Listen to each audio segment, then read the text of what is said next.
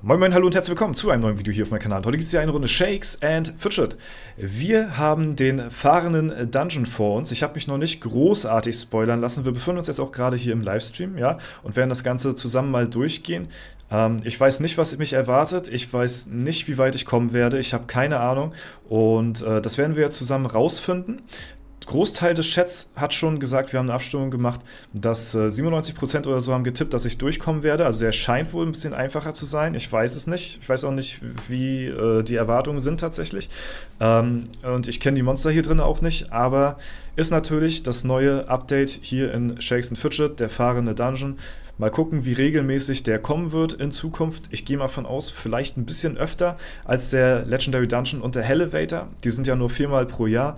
Könnte sein, fahrender Dungeon vielleicht ein bisschen öfter oder vielleicht auch nur 4-mal pro Jahr. Keine Ahnung. Muss ja auch irgendwo gebalanced sein. Wenn der eine bestimmte Anzahl an XP bringt, darf das natürlich auch nicht Überhand gewinnen. Ja? Und wir gehen jetzt gemeinsam hier auf dem Main das erste Mal rein in den fahrenden Dungeon. Der Motor des fahrenden Dungeons rattert auf Hochtouren, damit du in den fahrenden Dungeon einsteigen und seine 10 Monster vermöbeln kannst. Für 3 Tage ist der fahrende Dungeon noch geöffnet. Noch 3 Tage. Okay, dann gehen wir mal hier drauf. Besiege die 10 Monster, bevor er seine Fahrt fortsetzt. Geöffnet und blablabla. Okay, schauen wir mal rein. Okay, da sehen wir jetzt hier schon direkt, ja, ein schönes Design. Ist so anspielungsmäßig, würde ich mal sagen, so, ja, so eine Zeitmaschine, Zeitkapsel, der halt ja, hin und her reist, hin und her fährt halt der fahrende Dungeon und sich mal in anderen Matrixen, Sphären bewegt, ja, und dann hin und wieder mal in unserer Meta-Ebene hier auftaucht, ja. Sieht aber sehr cool aus, schön designt auf jeden Fall. Der erste Gegner ist der charmante Herzensbrecher, Stufe 685. Hat eine Blitzschadensrune drauf und ist Kundschafter, ist mit deinen heldenhaften Taten zwar nie einverstanden, aber kann mit kleinen, blutigen Snacks bei Laune gehalten werden. Okay, wir kämpfen mal direkt, würde ich sagen. Let's go. Okay, first try. Der war bisher relativ einfach. Ich muss dazu noch sagen, das, was ich bisher gehört hatte, ist, dass sich die Gegner in dem fahrenden Dungeon nach deinem Level richten und eventuell auch nach den Stats. Da bin ich mir jetzt aber nicht hundertprozentig sicher. Aber die sollen sich nach deinem Level richten und dementsprechend auch die Statpunkte anpassen und dementsprechend schwerer werden natürlich auch die Gegner, umso höher du selbst auch im Level bist. Ja, also der ist auf jeden Fall easy gewesen. 30 Millionen XP, 2 Skillpunkte bringt er, also 20 Millionen Gold. Ist jetzt nicht verkehrt, ja. Und war jetzt auf jeden Fall nicht so schwer. Ich bin jetzt mal gespannt, was jetzt noch für Monstern kommen werden. Wir haben hier die mordlustige Gestaltwanderin. Okay, die sind, glaube ich, tatsächlich alle so auf dem Level, ne? Also die sind wirklich alle exakt dasselbe Level. Ich dachte, die richten sich nach dem Level, was man selbst hat, ja, und werden dann halt eben prozentual schwerer, beziehungsweise die skalieren nach dem Level, was man selbst hat, aber die sind ja exakt dasselbe Level. So, also man kann ja sagen, ist ja quasi spiegelbildmäßig irgendwie so, vom Level her zumindest. Weiß ich nicht ganz, wen das darstellen soll, falls der Chat oder ihr in den Kommentaren auch irgendwie eine Idee haben könntet, wer jetzt zum Beispiel der erste Gegner war, wer jetzt der zweite Gegner ist. Wir haben hier Kills im Hintergrund. Der ist relativ hoch, der Kill-Counter. Und ja, das passiert mir hier auch öfter mal, wenn ich Licht hier anlasse und hier abends ein bisschen zocke, dass wir hier diverse Mücken und Fliegen hier einfangen müssen mit der Fliegenklatsche. Und ja, deswegen auf jeden Fall nicht schlechter Gegner. Ja. Ich sehe jetzt gerade, kommt noch ein Prime rein. Ist jetzt hier quasi live im Stream, deswegen kann das natürlich passieren. Ecosia, Dankeschön auf jeden Fall für den Sub an der Stelle. Wir konzentrieren uns aber hauptsächlich jetzt auf das Video. Deswegen bedanke ich mich nachträglich nochmal an der Stelle. In der Masse liegt die Klasse, deshalb schlägt sie gleich 2 Fliegen mit einer Klappe. Hauptsache, es fließt viel Blut. Okay, gehen wir rein. Ist jetzt wirklich keine großartige Herausforderung, muss ich sagen. Habe ich mir ein bisschen schwieriger jetzt schon vorgestellt, aber es geht klar. Ja, auch das Hintergrundbild ist auch schön zu sehen. Da ist auch nochmal diese Zeitkapsel hier im Hintergrund. Ja, wir machen mal ein bisschen weiter. Wegbereiter des Verderbens haben wir hier am Start. Und ja, auch wieder ein sehr cooles Design, wie ich finde. Sein Auftauchen signalisiert Exilanten das Ende. Exilanten? Okay, das Wort habe ich noch so in der Form jetzt auch noch nicht gehört. Das Ende der Hoffnung und den Beginn eines neuen Zeitalters des Unheils. Diesen Pfad zu beschreiten wird kein leichtes sein. Okay, das erinnert mich an den Songtext von früher. Ja, sehr schön. Schön die Seite der Gegner. Wir gehen rein. Okay, also ich habe mir das wirklich ein bisschen schwieriger vorgestellt, muss ich ehrlicherweise gestehen. Ich hätte, ja, also ich will noch nicht zu früh mich loben hier. Bisher ist es noch relativ einfach. Kann sein, dass es noch schwieriger wird, aber bisher, ja, hat wahrscheinlich ein Großteil des Chats auch recht, dass ich hier wahrscheinlich durchkommen werde. Blutverpupptes Kind. Das sind wahrscheinlich wieder alles Gegner mit irgendwelchen Anspielungen. Wie gesagt, schreibt es mir gerne in die Kommentare mal rein, falls ihr genauer wisst, mit was es das auf sich hat, mit welchen Anspielungen. Falls es irgendwas mit der Matrix oder irgendwelchen Zeitmaschinen, Film, Zeitreisen zu tun hat. Ja, bin ich raus, habe ich schon ewig nicht mehr gesehen, die Filme. Stimmt, wir sehen aber, dass tatsächlich die Level ein bisschen aufsteigen hier. Also es geht tatsächlich ein bisschen höher, wie ich bereits schon vermutet habe. Aber jetzt nicht exorbitant. Verborgen in den tiefsten Schatten und auf ewig gefangen wartet der gescheiterte Heiler. Dieses Ei solltest du besser nicht aufschlagen. Genau das werden wir jetzt auch tun. Oh! Oh! Okay. Okay. Vielleicht zu früh gefreut. Wer weiß. Also, ja. Ist natürlich bisher immer noch keine Herausforderung, aber nicht mehr First Hit, ja, One Hit. Und der Schaden, ja, der könnte sich vielleicht ein bisschen steigern. Mal gucken. Okay, Quadrupelpirat. Alter, der guckt, wie der guckt, Alter. Das ist so eine Mischung aus Businessman und Pirat einfach irgendwie mit seiner Aktentasche hier, ne? Und der Hakenkant, ja. Nicht schlecht. Gibt einen Epic. Und ist auch wieder ein Level höher. Genau, was sich jeder unter einem waschechten Piraten vorstellt. Zumindest das Plündern hat er perfekt einstudiert. Let's go. Schauen wir mal. Okay. Ist natürlich immer noch keine Herausforderung. Oh, aber bringt jetzt auch kein Gold mehr, ne? Kann natürlich sein, weil es jetzt ein Epic gebracht hat, dass das Epic quasi jetzt das Gold ersetzt hat, sozusagen. Ich muss aber ehrlicherweise gestehen, dass ich lieber das Gold gehabt hätte, weil das hat mir 20 Millionen gebracht, das bringt jetzt nur 10. Also, ja, müssen wir das uns aufbewahren, bis jetzt das nächste Mal dann Hexen-Event ist, dann können wir es auch für 20 verkaufen, natürlich. Stereoid Sparky haben wir jetzt am Start hier. Sieht auch sehr geil aus. Steht unter Strom und hat den Finger am Abzug, so wird es schwierig, sie alle zu fangen. Okay, jetzt bin ich gespannt, ob der schon... Nee, auch keine Herausforderung leider. Man muss echt sagen, dass die Intelligenzgegner nicht so eine krasse Herausforderung sind, jetzt gerade zumindest, wie andere Gegnertypen, weil die teilweise ein bisschen mehr aushalten. Ansonsten sind die Magier immer die Blocker, aber dann müssen die halt auch die dementsprechende Stärke auch vorweisen. Ja, und während wir hier quatschen und reden, sind wir schon bei 7 von 10. Und ja, das ist natürlich sind wir ja schon fast komplett durch. Und ja, ich muss sagen, ist natürlich sehr geil, dass man was für nebenbei so hat, wenn der mal so vorbeischaut, der Dungeon.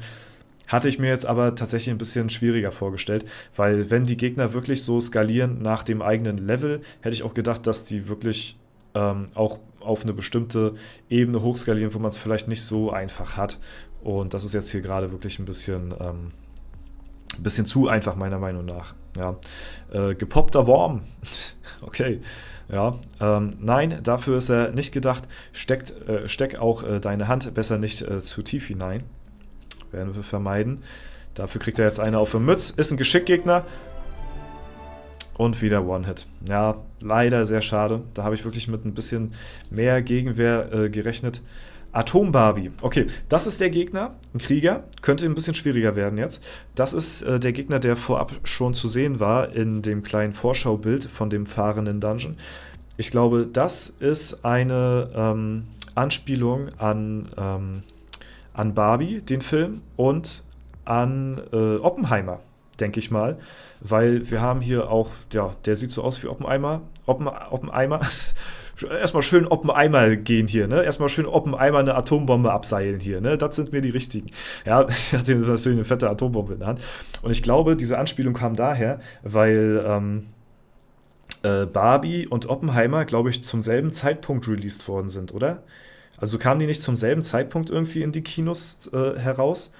Und dann konnte man sich so entscheiden, ja, gehst du jetzt in Barbie oder gehst du jetzt in Oppenheimer? So, ne? So voll, voll so ja, weiß ich nicht, so der kitschige Frauenfilm oder voll so, ja, Zerstörung. So, Barbies erste Atombombe, also zumindest stelle ich mir daher so die Anspielung vor. Diese Barbie sorgt im stilischem, Digga, die benutzen manchmal hier Worte, Shakes, ne? Im stilischen Pink überall für Bombenstimmung. Vorsicht, enthält verschluckbare Kleinteile und moralischen Zwiespalt. Okay, alles klar. Wir schauen mal rein. Ja, das habe ich mir gedacht, dass der ein, zwei Hits aushält. Aber ja, auch für uns natürlich wieder absolut gar keine Herausforderung leider. Ja, da haben sie sich ein bisschen zu weit aus dem Fenster gelehnt hier. Das ging dann nach hinten los. Der Kampf ging dann eher für mich bombastisch aus an der Stelle. Okay, jetzt haben wir den vorletzten Gegner hier schon im fahrenden Dungeon. Fabrizierter Übermensch. Okay. Werfen sie hier einfach mit dem Übermenschen im Begriff rum. Ultimativer Soldat und perfekte Haare. Da entwickelt doch jeder mal einen Gottkomplex. Kann gut und gerne mal passieren, ja. Auch wahrscheinlich hier wieder eine Anspielung, raff ich auch leider manchmal nicht. Es tut mir wirklich leid. Ich bin auch wirklich nicht so drin in den ganzen Filmthematiken. Ich gucke wirklich relativ selten mal irgendwie Filme so. Kommt wirklich sehr selten vor. Ja, vielleicht auch da wieder irgendwie jemand, der das weiß. Auf jeden Fall ich nicht. Ist ein Magier. Könnte sein One-Hit, könnte sein Two-Hit. Auf jeden Fall viel mehr sollte der wahrscheinlich auch nicht aushalten. Von den Stat-Punkten her wirklich relativ mager. Ja, und da sind wir auch schon beim letzten Gegner angelangt. Ja, Cyberkoch. Okay, dich kann man bestimmt gut kochen, oder? Let him cook, let him cook. Wir achten auch wieder hier auf die Details, auch wenn ich leider nicht ganz genau weiß, womit das Ganze hier zusammenhängt. Aber ja, das Design auf jeden Fall ist von den Gegnern wieder sehr gelungen an der Stelle. Patti, Dankeschön für den Follow. Auch mit der Mikrowelle hier oben drauf. Sehr cool auf jeden Fall. Und auch der letzte Gegner, Kundschafter. One-Hit. Ein One-Hit-Wonder an der Stelle. Der Motor des fahrenden Dungeons heult laut auf, als du sein letztes Monster triumphal niederstreckst. Glückwunsch, du hast den Sieg eingefahren. Den Sieg eingefahren im fahrenden Dungeon. Okay, nice. Da sind wir hier tatsächlich durch. Wir können hier jetzt auch nichts mehr weitermachen. Ich glaube auch, dass sich die Monster nächsten Tag nicht resetten werden, oder? Betrittst du diesen Dungeon das erste Mal, wenn er in der Stadt aktiv ist, wird deine aktuelle Stufe als Basis für die Schwierigkeit, hätte ich mal vorher durchlesen können, der 10 Monster verwendet. Jedes Monster hat eine Klasse, Krieger, Kundschafter, Magier und ein Element. Belohnung. Als Belohnung für besiegte Monster erhältst du Erfahrung, deren Höhe sich wie in den regulären Dungeon berechnet. Manchmal lässt ein besiegtes Monster auch ein Epic fallen. Ja. Okay, also ich glaube nicht, dass sich das hier auch wiederholt, deswegen war das hier jetzt wirklich tatsächlich, wenn du nicht zum Dungeon kommen willst, dann kommt der Dungeon eben zu dir. Diese innovative Erfindung, Park direkt vor deiner Haustür. Stimmt, ich glaube, das hatten wir jetzt auch vorhin gelesen. Ja, Freunde, was soll ich sagen? Also ich sag mal wirklich so, ich könnte mir vorstellen, dass der Dungeon relativ regelmäßig kommt. Ist natürlich fraglich, in welchen Abständen so. Er ist jetzt nicht übertrieben krank von den Rewards her, dass man so sagen könnte, okay, der ist jetzt komplett broken irgendwie. Also das sind ja jetzt die maximalen Boni, die man aus dem Dungeon rausziehen kann, weil ich natürlich die dementsprechende Stufe schon dafür vorweisen kann. Ich weiß nicht, in welchen Gegenden oder Levelbereichen, der so ungefähr abzielt, wo die Gegner wirklich einigermaßen schwierig sind. Auf meiner Stufe mit meinen Stats ist es halt eben leider nicht mehr der Fall. Ich habe es mir wirklich ein bisschen schwieriger vorgestellt, weil jetzt haben die Gegner halt eben die Stufe imitiert von mir selbst und die haben halt eben die Stufe, ja, gespiegelt, kann man sagen, aber die Statpunkte nicht. Also einfach nur die Stufe, so wie es den Anschein macht, aber die Statpunkte haben sich nicht nach meiner Stufe skaliert irgendwie. Und deswegen, ja, ist das Ganze relativ easy jetzt für mich gewesen. Schreibt mir auf jeden Fall mal gerne rein in die Kommentare, wenn ihr den Dungeon auf eurem Server schon gehabt habt, wie weit ihr gekommen seid, ob ihr Schwierigkeiten gehabt habt und in welchem Levelbereich ihr euch eventuell ihr findet momentan gerade, um mal abschätzen zu können, für welche Levelbereiche der Dungeon wirklich, ja, mehr oder weniger relativ interessant ist, so vom Durchkommen her, weil wie gesagt, für mich war es jetzt wirklich leider keine großartige Herausforderung. Aber wir haben alle Dungeon-Etagen gesehen. Das ist ein kleiner Snack auf jeden Fall für zwischendurch, den man mitnehmen kann.